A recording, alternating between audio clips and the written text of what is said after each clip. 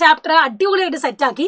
But വളരെ easy ആയിട്ട് തന്നെ ഇതിൽ ഏറ്റവും കൂടുതൽ മാർക്ക് വരുന്ന അല്ലെങ്കിൽ ഷുവർ ഷോട്ടായിട്ട് നമ്മൾ പഠിച്ചു പോകേണ്ട കുറച്ച് ഭാഗങ്ങൾ വളരെ 5 മിനിറ്റുകൾ നമ്മളൊന്ന് പഠിച്ചിട്ട് പോവാണ്. സോ 5 മിനിറ്റിൽ നിങ്ങൾക്ക് ഒരു സ്പെസിഫിക് മാർക്ക് നേടാനുള്ള കുറുക്ക് വഴിയാണ് മിസ് പറഞ്ഞു തരാൻ പോകുന്നത്.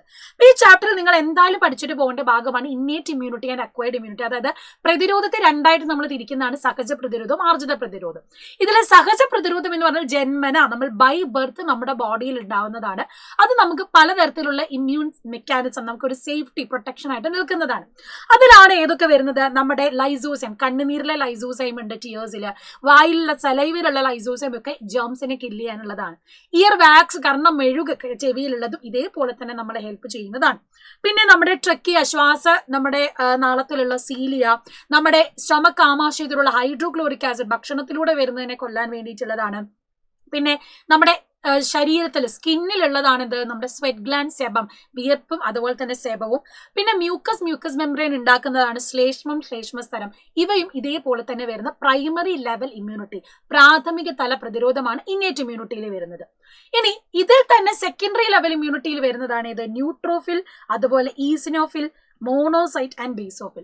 ഇതിൽ ഈ മോണോസൈറ്റും ന്യൂട്രോഫിലിന്റെ പ്രത്യേകത എന്ന് പറഞ്ഞാൽ നമുക്കറിയാം എന്താണ്, ഫാഗോസൈറ്റുകളാണ്. ഫാഗോസൈറ്റോസിസ് നടത്തുന്നവരാണ്, വിഴുങ്ങി രോഗാണുക്കളെ നശിപ്പിക്കുന്നവരാണ്. അതിൽ ന്യൂട്രോഫിൽ എന്താ ചെയ്യുന്നത്?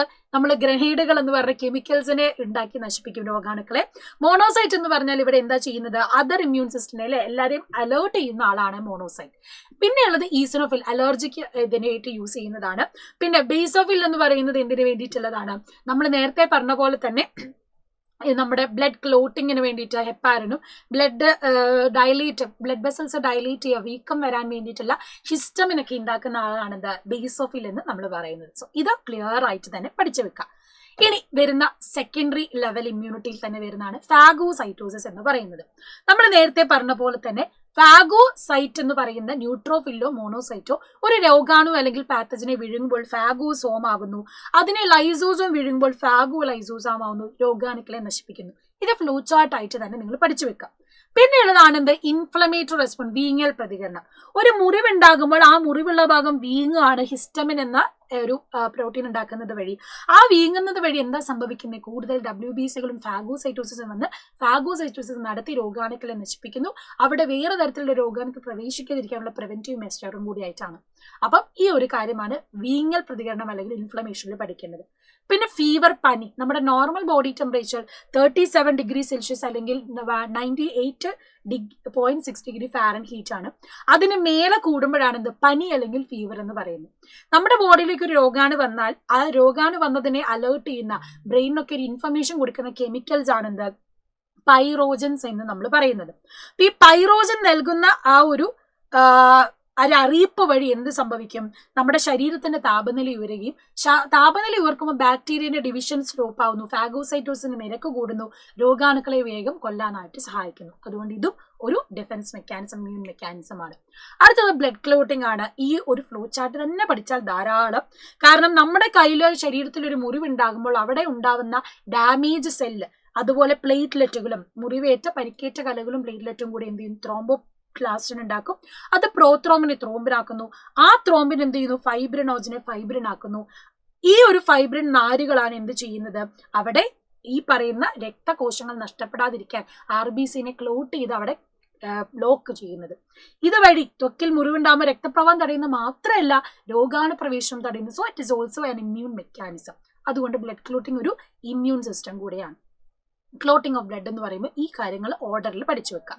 ഇനി അടുത്തത് വൂണ്ട് ഹീലിംഗ് ആണ്. മുറിവുണ്ടാകുമ്പോൾ അതെന്ത് ചെയ്യുന്നു? ഉണക്കാൻ സഹായിക്കുന്നു. സാധാരണ നമ്മുടെ സെല്ല് ടിഷ്യൂസ് വെച്ച് ഉണക്കും. ഇനി ഹീലാകുമ്പോഴും പാട്, അവിടെ സ്കാർ നിലനിൽക്കുന്നുണ്ടെങ്കിൽ അത് കണക്റ്റീവ് ടിഷ്യൂ വെച്ചിട്ടാണ് ഉണക്കുന്നത് അല്ലെങ്കിൽ എന്ത് ചെയ്യുന്നു? ഹീൽ ചെയ്യുന്നത് എന്ന് മനസ്സിലാക്കി വെക്കാം. പിന്നെ നമുക്ക് പഠിക്കാനുള്ളത് ഇതുവരെ പറഞ്ഞിരുന്ന ഇന്നേറ്റ് ഇമ്മ്യൂണിറ്റിയാണ്. ഇന്നേറ്റ് ഇമ്മ്യൂണിറ്റിയിൽ പ്രൈമറി ലെവലും അതുപോലെ തന്നെ സെക്കൻഡറി ലെവലും പറഞ്ഞു. ഇതുവരെ പറഞ്ഞത് നോൺ സ്പെസിഫിക് ഇമ്മ്യൂണിറ്റിയാണ്, പൊതുവായ പ്രതിരോധം.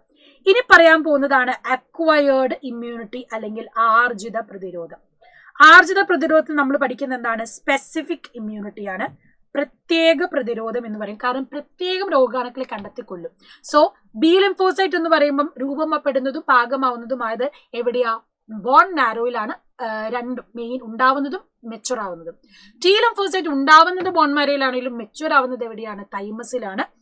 സോ ബി ലിംഫോസൈറ്റ് എന്ന് പറഞ്ഞാൽ ഇവർ ആന്റിബോഡീസ് പ്രൊഡ്യൂസ് ചെയ്ത് ആന്റിജനെ നശിപ്പിക്കുന്നു. ടി ലിംഫോസൈറ്റ് എന്ന് പറഞ്ഞാലോ destroy infected cell and cancer cell.